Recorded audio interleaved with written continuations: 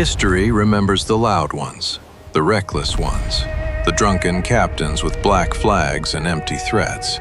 But there was another kind of pirate, not chaotic, not careless, calculated, strategic, untouchable. She did not beg for loyalty, she commanded it. From the shadows of a floating brothel in Canton to the commander of the largest pirate fleet the world had ever seen. 70,000 men, hundreds of ships, an empire that governments could not destroy. Navies tried, empires negotiated, and when the smoke cleared, she walked away free. This is the Quiet Files, and this is the story of the Pirate Queen. Her name was Qing Shi, and the sea belonged to her. Before the red sails, before the fleets, before governments negotiated with her instead of hunting her, there was a shoreline village where no one imagined greatness. Southern China, late 18th century. The air was always heavy with salt. Wooden fishing boats lined the coast like tired horses, ropes frayed, hulls patched more times than anyone could count. Her father was not a warrior, he was a fisherman, hands cracked from rope burn, skin darkened by sun and wind. A man who rose before dawn and trusted the sea more than politics. Her mother sat outside their small wooden home weaving trinkets from shell and thread. Bracelets, necklaces, small carved charms sold in market stalls.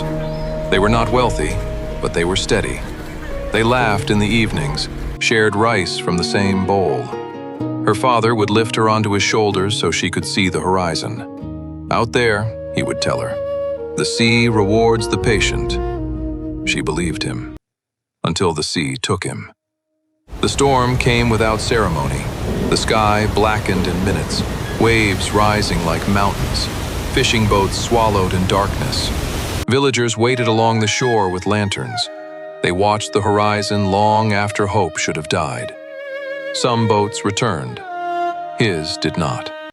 They found splintered wood days later. No body, no goodbye, just absence. Her mother changed after that. Grief does not shout, it hollows. She still wove her trinkets, still sold them in market, still smiled for her daughter. But her hands shook. Illness followed grief the way shadow follows light. A fever that would not break, coughing that grew deeper. Medicine was for the wealthy, prayer was for the desperate. One winter morning, she did not wake.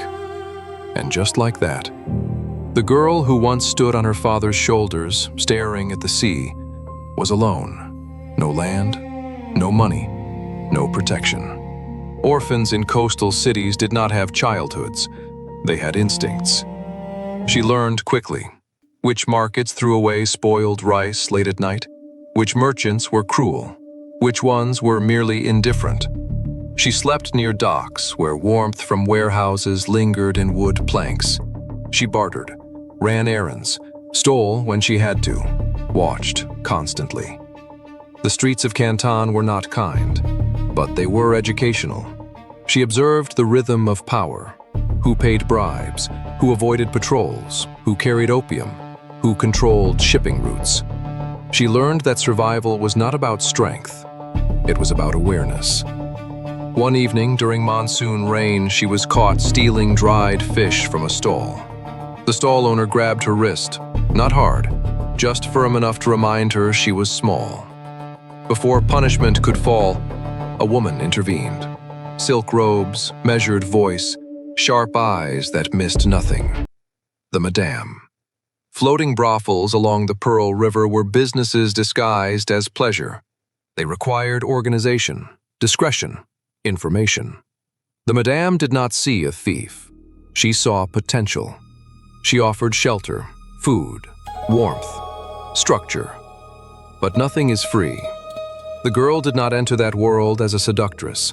She entered as a servant, pouring tea, cleaning rooms, observing clients from doorways, learning etiquette before learning desire. Lantern light flickered against carved wood walls. Sailors boasted, merchants whispered. Pirates laughed loudly about raids they thought no one important would ever hear about. She heard everything. By the time she came of age, she understood something most captains never would. Men speak most freely when they feel powerful. And men in brothels always feel powerful. She did not let the trade define her. She let it educate her. She memorized naval patrol schedules, understood which pirate factions were uniting, which captains fought each other, which smuggling routes were expanding. She learned negotiation without sitting at a table, learned leverage without holding a weapon. Every silk curtain concealed a lesson. Every drunken boast revealed weakness. She did not see herself as trapped. She saw herself as positioned. Because deep beneath the perfume and candlelight, she still remembered her father's words. The sea rewards the patient. And she was becoming very patient. She did not dream of romance.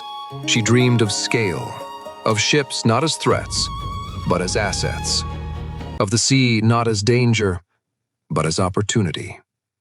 By the time Jung Yi would eventually walk into her life, she would already understand the map of power better than most men who claimed to command it. Because her education did not come from books.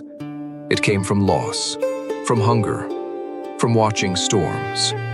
The storm that took her father did not destroy her. It trained her. And the girl who once stood barefoot on cold docks staring at an empty horizon was no longer waiting to be rescued. She was preparing to rule.